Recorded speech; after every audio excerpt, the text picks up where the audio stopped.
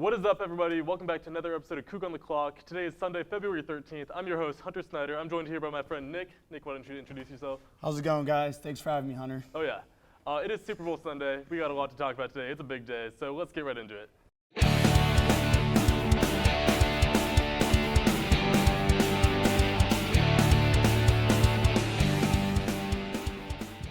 Our first topic that we're going to talk about today is WSU women's basketball, which they just suffered a pretty brutal 83-30 loss to Oregon, who's ranked 24 or 25. It's kind of varying up in the power rankings right now. Not a single person scored double digits for the Cougs, which was a little brutal. Nick, what do you have to say about that? Yeah, I mean, Oregon's a pretty legit team. They were ranked earlier this year. They were ranked in the top 10. But currently, like you said, it was 83-30, so not even close whatsoever. Bella Murrow led the team with 9 points. Like Hunter said, no one scored in double figures. Cougs' next matchup is home against UCLA. And the Cougs going into that game are going to try and snap their back-to-back losses that they've suffered. But, yeah, what do you think about them making the tournament, Hunter? I think it could be a bit of a far cry for them making the tournament, even though it's hard to admit that. They're going to need a really strong finish to the season because right now they're ranked 6th in the Pac-12. And they need to do well in the Pac-12 tournament. But 2 of their final 6 games are against 2 top 10 teams in Stanford and Arizona. Stanford's ranked number 2 right now, and Arizona's ranked number 6, I believe. So that's going to be a little hard for them to actually pull off, I think. But last year they made it. They managed to pull through. I think that it could be a little squeak in at the end, maybe a first 4 team. What do you think? Kind of like what you said, they're ranked 6th in the Pac-12. I think what it's going to take, they need consistent scoring from the Ledger Walker sisters and Murrow. That's kind of like our big 3, if you want to call it that. So I think they just need to be more consistent. We had 2 great wins against UW in the Apple Cup rivalry, but to follow those 2 great wins with one loss against, I think it was Utah, and then to get demolished by Oregon. Yeah, that was an embarrassing performance, honestly, but it's okay. I think we'll just look past it. Nobody's really. Yeah. It was a noon game. It was something on Pac-12 Network. Nobody was really covering it, so thankfully it wasn't on ESPN or anything. But yeah, I think if the Cougs want to try and make it to the women's tournament, they definitely need a strong Pac-12 tourney run. So probably trying to sneak in the quarterfinals, maybe semifinals. Probably going to have to upset a top 25 team there if we want a chance, but not looking too good right now. Especially with them playing 2 top 10 teams in their final 6 games, they're going to slide in the standings, which is unfortunate to say. We all want to see them go. It was awesome to see them go last year. I think it was I don't remember when the last time they made it, but it had been a long time before they made it last year. So we all want to see them make it, but it's a far cry. Our next topic that we're going to talk about is still basketball, but we're moving on to the men's side. It's who we think is going to be our top 4 seeds for the tournament this year. Nick, why don't you start us off on that? All right. Yeah, well, this season's been super crazy. Whoever the number 1 ranked team is, always on upset alert. Auburn just lost this week on the road to Arkansas. So if you're the number 1 team, I would say basketball rankings don't really mean a whole lot and 68 teams end up making the tournament. It's nothing like college football where one loss, ruins your entire reputation. So, but my number 1 seeds right now, I'd probably have to say probably Auburn, Duke, Purdue, and Arizona. And yes, the Cougs are taking on Arizona on Thursday, February 10th. But I think Arizona probably is the sleeper team out of those 4 to end up winning the tournament. So for me, I have Arizona in my top 4 as well. But I don't think they're going to win it. I think the Pac-12 always chokes. Last year, UCLA was a bit of a fluke by making it to the Final Four, right? So my top 4 teams, I have Purdue. They were ranked number 1 at one point in the season, the first time in the program's history, and then they lost that next game immediately afterwards. Upset by Rutgers. That's tough for them. Gonzaga, which they are the team that is going to disappoint everybody this year. Overrated. Every year. Never pick Gonzaga to win the tournament. Never. Or do and lose your money. And I also have Arizona. I'm hoping this isn't true. We're filming this on Thursday, February 10th. So if Cougs can beat them tonight, it would be awesome to see. I will do something. You'll see that later on twitch.tv/HNets. And I have a mix-up for my final 4, with my final seed. Because Auburn just lost to Arkansas, they got upset pretty bad and then got pretty embarrassed on Arkansas's court. That one guy was trying to fight whoever dunked him at the end. That was awesome. So I have either Auburn, Kansas, or Baylor. Auburn, even though they just got upset, they were still just the #1 team, and I think they're #1 overall. So I think that they still have a chance, and if they're not 1, they're going to be a 2 seed. Kansas has a 56% chance to be a #1 seed, which is pretty impressive. And then I also have Baylor on there. I think that they are they won the tourney last year. They upset Gonzaga, so that has the chance to be a #1 seed. But I think if they are a 1 seed, they could also disappoint again. A lot of high expectations if they were to be a 1 seed following a year where they won the tournament. Yeah, I mean, right now rankings don't mean anything because pretty much all the teams that are ranked in the top 25 are going to make the tournament. But it's just that for these #1 seeds, like what I picked, if they really want to make the tournament as the #1 seed, they're going to need to win their conference tournament. It really will come down to that. And like looking at conferences like that Auburn's in the SEC with teams like Kentucky, who's I think projected as a #2 seed, Duke's in the ACC, Purdue's in the Big Ten, arguably one of the toughest conferences in basketball, and then Arizona's kind of got a cakewalk for the Pac-12. Besides Cougars, but I also do want to admit or say something. You said top 25 teams will make it. That is not true. UW a few years ago, just gonna have to point this out there. WSU Sports Network. They were the highest seed to never make the tournament at #10 about a decade ago. So just something to throw out there. And moving on to our next topic, we're going to be talking about what our favorite Winter Olympic event has been so far. It's the fun season. First time in a long time that the Olympics have been back-to-back. Like 5 months ago we did the Summer Olympics, and now we're on the Winter Olympics. So, Nick, why don't you tell us what your favorite event is? All right, so my favorite event so far has definitely been the ski jump. And so looking into that and watching some of it, Kobayashi Ryoyu won Japan's first gold medal since, and he was the first Japanese skier to win gold since 1972. So I thought that was pretty fun to watch.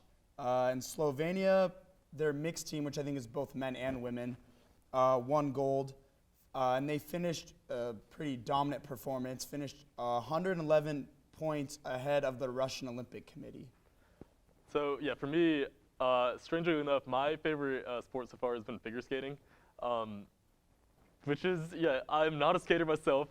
You'll see, I'll have Alex put in a video here because it is kind of an embarrassment whenever I touch the ice, which is why I think I like it so much, because it's kind of cool to see them like actually do stuff that I would never be able to do in 100 lifetimes.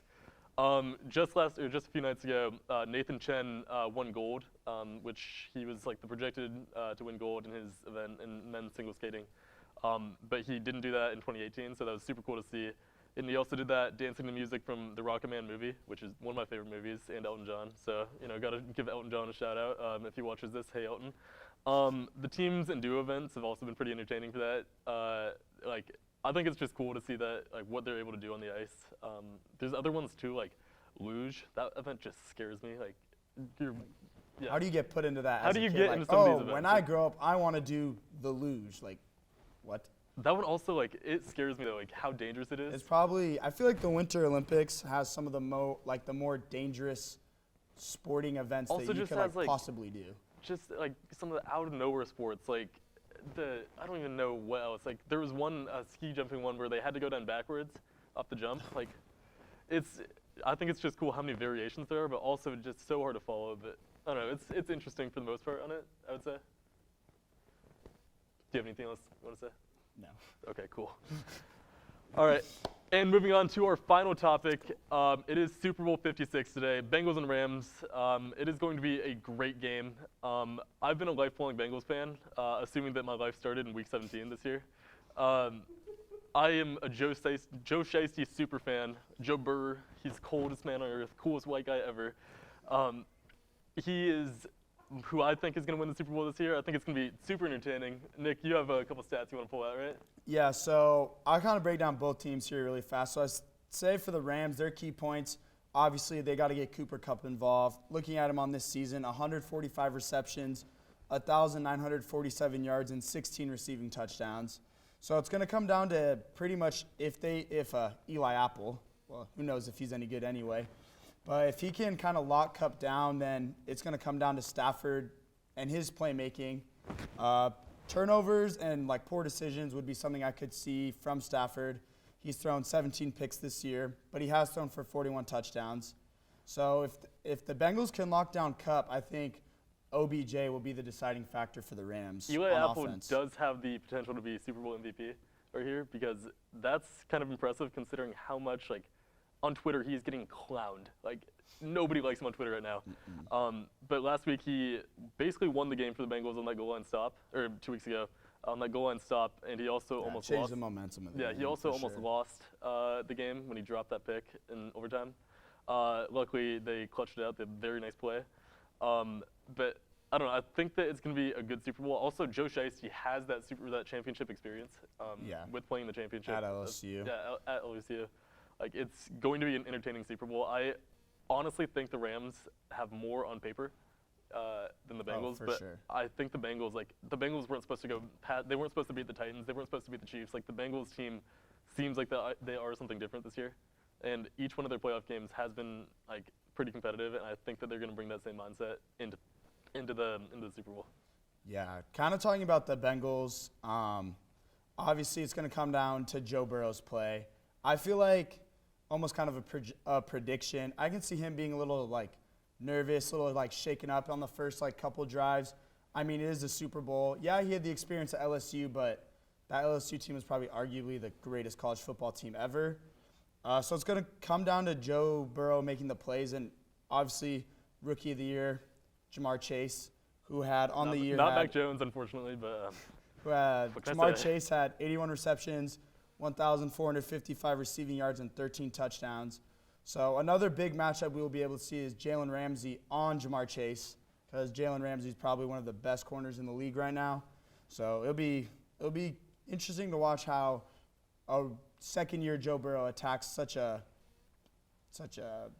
what's the word? Hard-hitting defense. That was a pretty creative word you used. I know. If I could go on a little bit longer, I just wanted to also ask what you think is going to be like the Super Bowl ad surprise this year. What's going to be like the big thing? Like, who do you think is going to be the one that everyone's talking about? I don't know. In the past, I will say Budweiser usually has some. They have some pretty heartwarming ads, but I feel like. Which is like weird. Yeah. It's like it wasn't the last year the one with the dogs.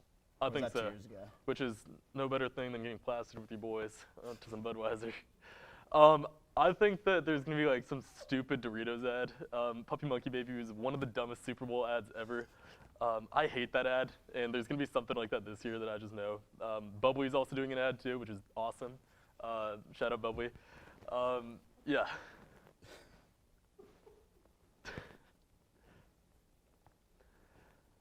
All right, outro time. Before we leave, Nick also does have a couple stats for us this day in sports and a couple things, so let's hear it. All right, so this day in sports, on February 13th, 1980, the 13th Winter Olympic Games took place in Lake Placid, New York, which I thought was pretty interesting because the Winter Olympics are going on right now. And then a famous sports icon whose birthday is on February 13th is none other than Mike Krzyzewski. Coach K attended Army from 1966 to 1969 and was coached by the great Bob Knight. He then took the Duke job in 1980, has been there ever since. He's the winningest coach in NCAA history and has the most wins at a single university. He has 5 NCAA national championships and 6 gold medals when he coached Team USA, and he also coached the great Quinn Snyder. Yeah, nothing else to say on that. You guys can assume some things. Yeah, Coach K is going into his final year at Duke. Kind of hope he comes out with a ring. That'd be pretty cool to see. But he is turning it over to Coach Shire, who Coach K did coach, and Coach Shire was on a national championship team with Coach K. So I thought that was pretty interesting. Yeah, I mean, I've always been a Duke fan, even though they always get hated on because of Quinn.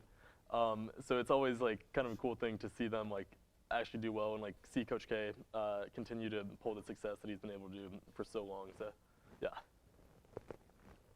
Should we do an outro now? Yeah. All right, we're gonna cut that like right now, or we could just keep it. Right Let's now. just keep it. Let's just keep it. You know? No, cut it. That's it for today's episode of Coug on the Clock. Hope you guys have fun watching the Super Bowl today. It's been an awesome time. I've had a good time today. It's been awesome. I've had a good time. Thanks for tuning in, guys. Tune in next week. It's been awesome. Let's go.